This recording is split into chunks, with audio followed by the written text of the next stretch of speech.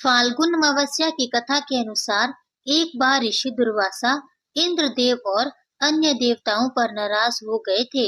इसके बाद उन्होंने इंद्रदेव और दूसरे देवताओं को श्राप दे दिया था। ऋषि दुर्वासा के श्राप से सभी देवता कमजोर हो गए थे और इसका फायदा उठाकर असुरों ने देवताओं पर आक्रमण कर दिया था। देवताओं के कमजोर होने से असुर युद्ध जीत गए। असुरों से हारने के बाद सभी देवता मदद के लिए जगत के पालनहार भगवान श्री हरि विष्णु के पास गए। उस समय श्री हरि विष्णु ने सभी देवताओं की बात सुनी और दैत्यों के साथ मिलकर समुद्र मंथन करने की सलाह दी। सभी देवताओं ने समुद्र मंथन करने के लिए असुरों से बात की और उनको इसके लिए राजी किया। आखिरकार असुर मान गए, देवताओं के साथ संधि कर ली। इसके बाद जब समुद्र से अमृत निकाला, तब इंद्र का पुत्र जयंत अमृत का कलश अपने हाथों में लेकर आकाश में उड़ गया। इसके बाद सभी दैत्य जयंत का पीछा करने लगे और दैत्यों ने जयंत से अमृत का कलश छीन लिया। इससे फिर युद्ध शुरू हो गया और 12 दिनों तक अमृत का कलश पाने के लिए देवता और असुर घमासान युद्ध करते रहे। इस भीषण युद्ध के दौरान कलश से अमृत की कुछ बूंदें धरती पर प्रयाग, हरिद्वार, नासिक और उज्जैन में गिर गई। इस समय चंद्रमा, सूर्य, शनि ने अमृत कलश की असुरों से रक्षा की थी। इधर जब यह कलह बढ़ने लगा, तब भगवान विष्णु ने मोहिनी का रूप रखकर असुरों का ध्यान भटकाते हुए देवताओं को छल से अमृत पान करा दिया था। तब से ही अमावस्या की तिथि पर इन जगहों पर स्नान करना बहुत शुभ माना जाता है। अब सुने दूसरी कथा। अमावस्या की पौराणिक कथा के अनुसार एक गरीब ब्राह्मण परिवार था, जिसमें पति पत्नी और उनकी एक पुत्री थी। उनका जीवन सामान्य ही चल रहा था। जैसे जैसे वर्ष बीतते गए, उनकी पुत्री भी धीरे धीरे बड़ी होने लगी। बढ़ती उम्र के साथ उसमें स्त्रियों के गुणों का भी विकास होने लगा था। वह दिखने में अत्यंत ही सुंदर, सुशील और सर्वगुण संपन्न थी। लेकिन गरीब होने के कारण उसका विवाह नहीं हो पा रहा था। एक दिन उस ब्राह्मण के घर एक साधु महाराज पधारे।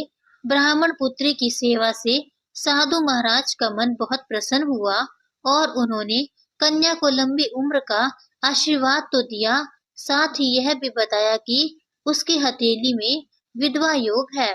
इस बात से चिंतित होकर दीन ब्राह्मण ने पंडित से पूछा, पुत्री के इस दोष का निवारण कैसे होगा? साधु महाराज ने कुछ देर विचार करने के बाद अपनी अंतर्दृष्टि से ध्यान करके बताया कि कुछ दूरी पर एक गांव में सोना नाम की धोबिन जाति की एक महिला अपनी बेटी और बहू के साथ रहती है, जो बहुत ही आचार विचार और संस्कार संपन्न तथा पतिपरायण है। यदि यह कन्या उसकी सेवा करे और वह महिला इसकी शादी में अपने मांग का सिंदूर लगा दे, उसके बाद इस कन्या का विवाह हो, तो इस कन्या का वैधव्य योग मिट सकता है। साधु ने यह भी बताया कि वह महिला कहीं आती जाती नहीं है। यह बात सुनकर ब्राह्मणी ने अपनी बेटी से धोबिन की सेवा करने की बात कही। अगले दिन कन्या प्रातः काल ही उठकर सोना धोबिन के घर जाकर साफ सफाई और अन्य सारे कार्य करके अपने घर वापस आ जाती है। एक दिन सोना धोबिन अपनी बहू से पूछती है, तुम तो सुबह ही उठकर सारे काम कर लेती हो और पता भी नहीं चलता। बहू ने कहा, माँ जी, मैंने तो सोचा कि आप ही सुबह उठकर सारे काम खुद ही खत्म कर लेती हैं। मैं तो देर से उठती हूँ। इस पर दोनों सास बहू निगरानी करने लगी कि कौन है जो सुबह ही घर का सारा काम करके चला जाता है। कई दिनों के बाद धोबी ने देखा कि एक कन्या मुंह अंधेरे घर में आती है और सारे काम करने के बाद वापस चली जाती है। जब वह जाने लगी तो सोना धोबी उसके पैरों पर गिर पड़ी, पूछने लगी कि आप कौन है और इस तरह छुपकर मेरे घर की चाकरी क्यों करती हैं? तब कन्या ने साधु द्वारा कही गई सारी बात बताई। सोना धोबिन पतिपरायण थी, उसमें तेज था, वह तैयार हो गई। सोना धोबिन के पति थोड़े अस्वस्थ रहते थे।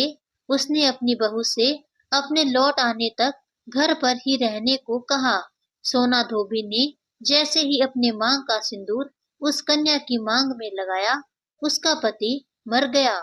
उसे इस बात का पता चल गया था।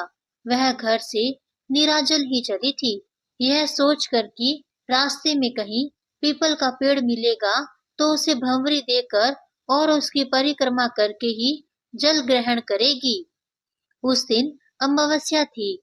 ब्राह्मण के घर मिले हुए पकवान की जगह उसने ईंटों के टुकड़ों से 108 बार भंवरी देकर 108 बार पीपल के पेड़ की परिक्रमा की और इसके बाद जल ग्रहण किया।